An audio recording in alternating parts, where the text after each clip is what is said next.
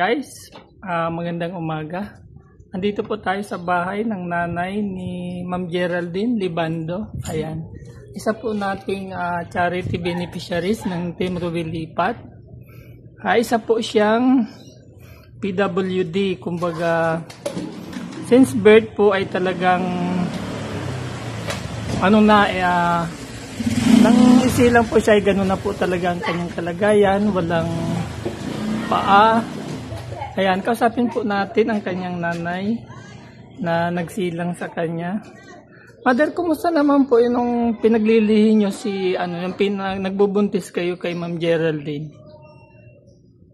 Ano po ba? Normal naman o paano po nangyari na ganun yung... Hindi ko alam. Kasi normal naman siya labas. Hindi naman ako nasasakit. Okay.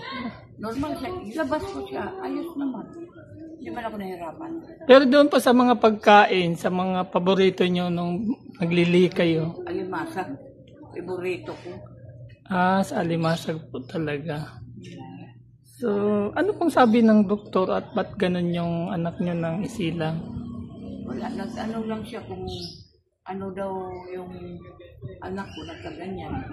Siyempre, hindi ko naman alam kung nagkaganyan. Apo, siyempre. Maayos naman siya. Wala naman problema ng dibuntis ko yan. Wala naman problema ng i-anak ko na lusot naman siya agad. Wala akong ano. So, ilan po lahat ang naging anak nyo? 8. Pang-malo yan. So, bunso po. Pero namatyan ako isa, 7 na lang sila. Okay. So, ano po ba siya nung lumalaki? Ano namang naging ng mga tao, 'di ba? Hindi natin ang tao masyadong mapanghusga. Wala naman kasi maliit pa yan, ilang taon pa yun. Pinag-aral ko sa yun, yung sa may mga kapansanan talaga. Dito sa may Bergon. Okay. Pinag-aral ko yan doon sa Bergon, sa lahat ng mga, puro may kapansanan nandoon yan. Opo. Maliit pa pa lang, yung nagtaon pa lang siya noon. Tapos yun, hindi ko na napaaral sa talaga. Pero nakapagtapos naman po ng high school? Hindi. Hindi na nakapag-aral sa elementary. Hindi po. Parang kibali lang doon sa may mga kapansanan lang. Pinasok ko yan siya. So marunong naman po siyang magsulat, magbasa? Hindi siya marunong magbasa. Kahit hanggang ngayon po? Marunong naman siya Berma ng iyang pangalan. Berma pangalan. Nakakatawa po kasi malakas naman po ang loob niya. Hindi niya naman inaalintana yung kanyang kapansanan. Magaling na yan kahit hindi yan nag-aaral, magaling na mag-aaral.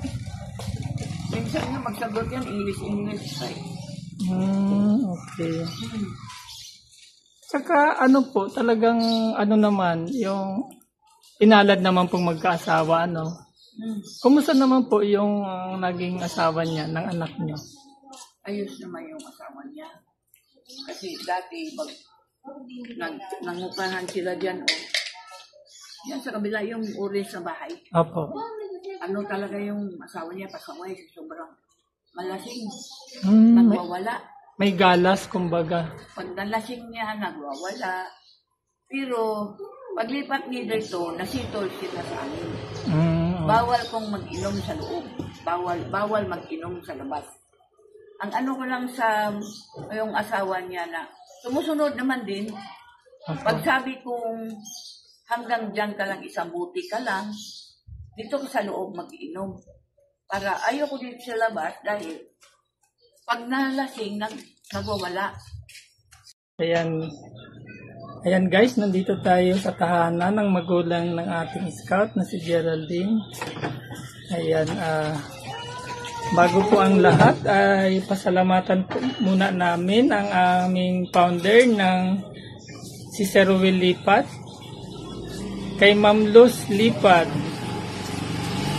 Jeroy Lipat, kay Sir Delio TV, Dong Tigidong, at sa aming admin, Ma'am G. Franco Vlog, kay Ma'am Lilia Carino, kay Ma'am Joanne Wanmig, kay Sir Mar Beranya, kay Ma'am Christy Alporte, kay Sir Geraldo Midoranda, at sa aming coordinator at masipag na si Ma'am Percy Official. Ayan. Pakipollow, like, and share po ang aming mga officers and member ng Team Ruvel Lipat Charity Group and Company. Ayan, guys. Kagigising lang po ng ating scout at wala pa man po ako sa kanila, ay talaga tumutulong po sila sa labis na nangangailangan. Ayan, G, tawagin na lang kita, G. Kumusta naman noong siyempre magkaroon ka na ng isip, namulatan mo yung ganyang sitwasyon? Ano ba, meron ka bang doubt sa sarili mo or nagtatanong ka ba sa Panginoon bakit ganito yung naging kalagayan mo? Hindi naman po. Wala naman po akong ang sa sarili. Okay lang po na ganito po ako. Paano ba nung nasa kabataan mo pang edad, may mga tao ba na mga nangungutya sa iyo noon? Opo, meron po. Pero dinided pa ka lang po. Ayan, talagang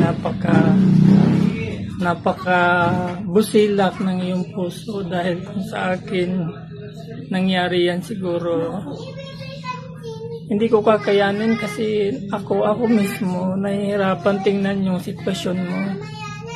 Kaya sabi ko sa aming mga officer na ito, may re-recommend ako sa inyo na isa nating kababayan na talaga namang sabi ko ay talagang karapat dapat na tulungan at nakakawang kanyang kalagayan. Paano nangyari na saan nagsimula na nakilala mo ang iyong husband? Kala po kasi ako ng dalaga ako. Kahit ganito po ako, kung saan po ako nakakapunta. Okay. Sino, ilang taong ka noon nang makilala mo ang iyong husband? Siguro po nasa 19 po, ganun. Kasi nabuntis ako 22. Ano ba, siyempre yung boyfriend mo normal, di ba? May paa, kompleto lahat. Wala Okay. pong ano sa kanya. Yung magulang, yung pamilya ng asawa mo, siyempre deep inside, ano ba, may narinig ka ba sa kanila na Wala naman po. Mabait po yung pamilya. Biglaan lang po na naging kami. I mean, wala kayong anniversary na Wala. celebration? Talagang pinana talaga ni Cupido, Opo. So, sa madaling sabi, noong ma-meet mo siya, naging kayo, ano ba naman, hikan sila dito o... Hindi po. Sige, kwento mo sa ating manonood kung paano nangyari. Trabaho po Naging kasi siya kayo. sa may Casimiro Phase 3. Okay. Sila po yung naggagawa ng doon, yung tulay. Pagkatapos po ng trabaho nila sa gabi, pupunta po kami ng mga kaibigan ko doon. Doon po kami natambay. Tapos pag doon na rin po kami natutulog kasi marami pong mga trabahador doon. Daling araw na po ako nauwi, minsan umaga po. Oh my God. So, bali, hindi ka man lang ba na paggalitan, na pag na yung magulang at Hindi po. sa edad mong yan, talagang Hindi po kasi pag uwi ko po, tulog na po ako. Puyat po kasi ako yan. okay.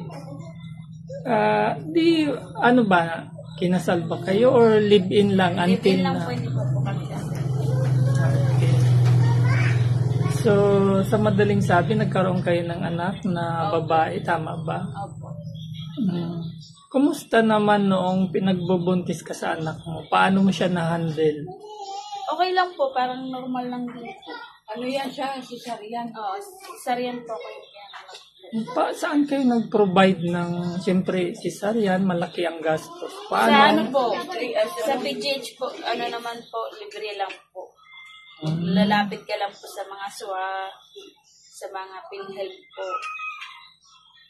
So, noong mga naka, parang, pakiramdam mo noong, hindi, I mean, nung mga naka, pakiramdam ng isang ina, kaano, kahirap at, siyempre, proud ka. Opo.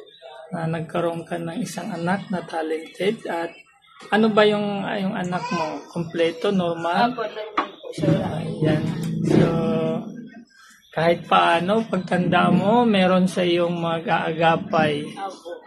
Ayan, God is good talaga, no? Opo.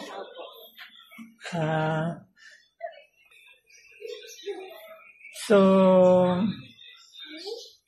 ayun nga, tulad ng sabi ng aming founder, marami na daw ang humiling ng ganyang grocery, kabuhayan ng tindahan. So, anong pruweba ang may papakita niyo sa aming founder na ito ay inyong mapapalago?